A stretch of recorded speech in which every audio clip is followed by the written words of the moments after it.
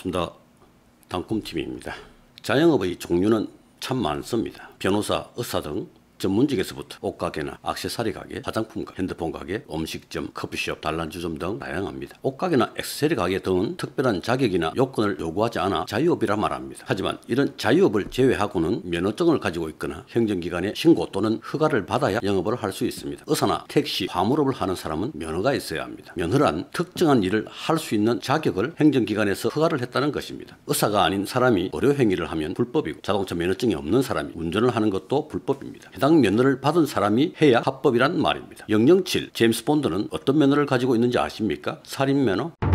살인이 불법이지만 면허를 통해 허가를 받은 것입니다. 음식점, 커피숍은 일정 시설 기준을 갖추고 행정기관, 시구군청에 영업신고를 해야 합니다. 단란주점, 유흥주점은 일반 음식점, 휴게음식점보다 강화된 시설 기준을 갖추고 영업 허가를 받아야 합니다. 이렇게 자유업은 그냥 하면 되지만 면허가 필요한 업종은 면허가 있어야 하며 신고나 허가가 필요한 업종은 신고를 하거나 허가를 받고 난 뒤 영업을 개시할 수 있습니다. 그리고 자유업이나 면허가 필요한 업종, 신고나 허가가 필요한 업종 모두 사업자 등록증을 발급받아야 합니다. 사업자 등록증은 세금을 부과하기 위해서입니다. 직접 세무서에 가지 않고 홈택스로 신청하고 발급받으실 수 있습니다. 사업자 등록증은 5가지 종류가 있습니다. 사업자 등록증을 보면 위에 사업자 등록증 해놓고 괄호 안에 구분을 해놓았습니다. 간이과세자, 일반과세자, 법인사업자, 부가가치세 면세사업자, 면세법인사업자, 이렇게 구분을 해놓은 기준이 뭘까요? 네, 맞습니다. 부가가치세 부과기준에 따른 구분입니다. 개인의 경우 부가가치세를 간이로 부과한다고 간이과세자, 부가가치세 부과를 간이로 하지 않고 일반적으로 한다고 해서 일반과세자, 부가가치세를 면제해준다고 부가가치세 면세사업자로 나누어집니다. 법인의 경우 법인사업자와 면세법인사업자로 나누어집니다. 저의 경우 일반과세자, 부가가치세 면세사업자, 법인사업자, 이렇게 3가지 유형의 사업자 등록증을 여러 개 가지고 있습니다. 얼마 전 2021년 시행될 세법 개정안이 발표되었습니다. 그래서 오늘은 개정된 간이과세자에 대해 말씀드려 보겠습니다.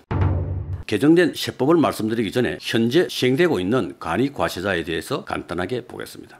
현재 연매출 4,800만 원 미만의 소규모 사업자의 납세 편의 제고를 위해 간이과세 제도가 운영되고 있습니다. 납세 편의 제고, 일반 과세자에 비해 어떤 편의를 주느냐를 보면, 첫째, 세금 계산서 발급 의무 면제, 둘째, 세액 계산의 편리, 셋째, 연 1회 신고, 넷째, 연매출 3천만 원 미만 납세 의무 아예 면제. 지금은 간이과세자로 통합되었습니다만 예전에는 과세 특례라고도 있었습니다. 간이과세자 참 좋습니다. 강력한 편의와 혜택입니다. 국방, 납세, 교육, 근로, 국민의 4대 의무입니다. 그런데 연매출 3천만 원 미만 간이과세자는 완전 면제가 됩니다. BTS도 군대 가야 되는데 간이과세자 짱입니다.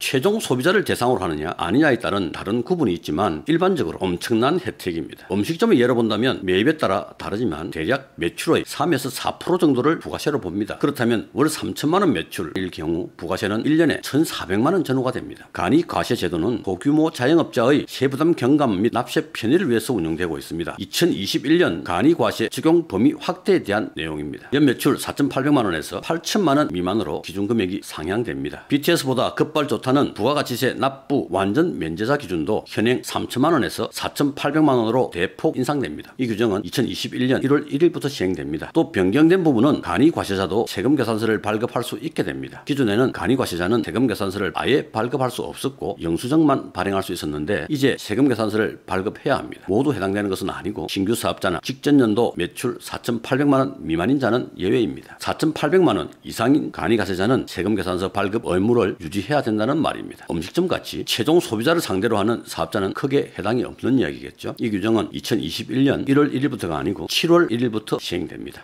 그동안 세금계산서 발행을 하지 못하기 때문에 기존에 공급받는 자들이 간이과세자와의 거래를 꺼려 했습니다. 이제는 간이과세자도 세금계산서를 발행하고 간이과세자가 발행한 매출 전표만으로도 매입세액 공제를 적용받게 됨으로써 더 이상 간이사업자와의 거래를 꺼릴 이유가 없어졌습니다. 간이사업자의 입장에서 매출 기회가 늘어난 셈입니다. 사실 현행 간이사업자 기준 4,800만 원은 월 매출 400만 원, 하루 매출 13만 원입니다. 하루 13만 원 이하라면 장사 접어야 하는데 현재 이 비율이 법인 사업자를 제외하면 전체 50%가 넘는다고 합니다. 전체 50%. 이게 뭐죠? 아무튼 음식점의 경우 간이과세자는 부가세를 일반 과세자의 10분의 1만 내기 때문에 상당히 혜택이 크다고 할 수 있습니다. 그러면 꼭 간이과세자가 능사이냐 아닐 경우도 있습니다. 내용을 알고 잘 판단해야 합니다. 간이과세자냐 일반 과세자냐. 간이과세자로 한다면 언제 해야 혜택을 많이 보느냐. 간이과세가 될 수 없는 경우는 어떤 때인가 알아보겠습니다. 첫 번째, 간이과세자냐 일반 과세자냐. 간이과세자와 일반 과세자의 차이가 부가가치세에 관한 분류라고 말씀드렸습니다. 그러면 부가가치세의 계산법을 봐야 합니다. 공사비 1억 5천만 원을 들여 창업을 했다고 가정해 봅니다. 연매출 1억 원, 하루 매출 30만 원 이하라고 가정해서 보겠습니다. 연매출 1억 원, 공사비 1억 5천만 원일 때 이런 경우 매출은 적은데 공사비와 식재료비 등 매입이 많아 환급이 발생합니다. 간이과세자의 경우 환급이 안 되므로 환급이 없고 일반 사업자는 800만 원의 환급이 발생합니다. 저도 이렇게 목돈으로 환급 받아본 적이 꽤 있는데 공돈 들어온 것처럼 흐뭇합니다. 이번에는 연매출 5억, 5억이면 월매출 4천 좀 넘는 수준이네요. 보통 이거 이상은 다 하지 않습니까? 무슨 표정들이 그렇습니까? 월매출 2천도 못 하는 사람처럼. 연매출액 5억, 공사비 1억 5천일 때는 일반 사업자의 경우 1,000만 원 이상의 부가세를 납부해야 하는데 반해 간이사업자는 납부 금액이 없습니다. 이런 경우 연 1,000만 원 이상의 큰 혜택을 보는 것입니다.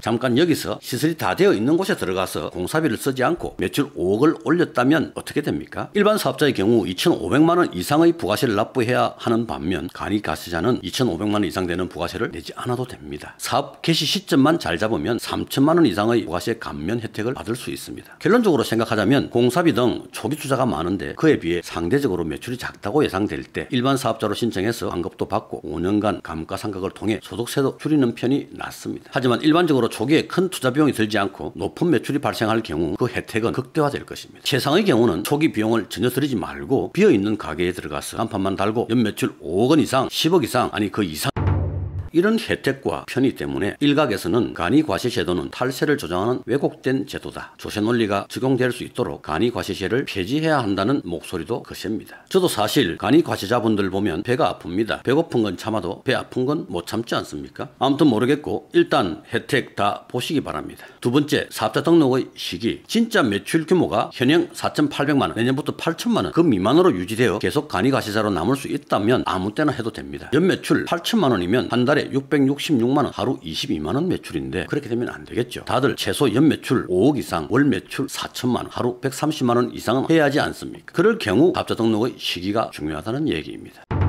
1월에 내는 것과 12월에 내는 것은 간이과세 적용 기간에 있어 많은 차이가 있습니다. 간이과세자는 부가세 신고를 매년 1월 25일 1년에 한 번만 합니다. 전년도 매출이 4,800만 원이 넘으면 자동으로 일반 과세자로 넘어간다고 통지가 옵니다. 그런데 바로 넘어가는 것이 아니라 그해 7월 1일부터 적용이 됩니다. 그래서 4,800만 원이 넘었다 하더라도 1월부터 6월까지는 간이과세자로 유지가 됩니다. 7월 25일 부가세 신고할 때 간이과세자로 신고하게 됩니다. 그래서 1월 1일부터 영업을 시작한다면 그해 12개월간 간이과세 은 물론이고 다음 해 6월까지 총 18개월의 기간 동안 간이과세자가 됩니다. 그런데 11월이나 12월에 사업자 등록을 신청한다면 간이과세 혜택을 7, 8개월밖에 받지 못합니다. 12월에 사업자 내에서 4,800만 원 넘지 않으면 직전 연도 4,800만 원이 넘지 않았으니 다음 연도 12개월에 그 다음 해 6월까지 더해 19개월, 20개월 혜택 보는 거 아니냐는 머리 좋으신 사장님들이 있을 텐데 그게 그렇지 않습니다. 이게 연매출 4,800만 원이 아니고 월매출 400만 원입니다. 그래서 절대 12월에 하면 안 됩니다. 12월 31일 하루만 장사해도 다들 400만 원 넘지 않습니까? 지금 제 주위에도 10월, 11월에 오픈할 수 있지만 간이과세자 18개월 혜택을 보기 위해서 내년 1월로 영업 개시를 미루고 있는 분이 3분이나 있습니다.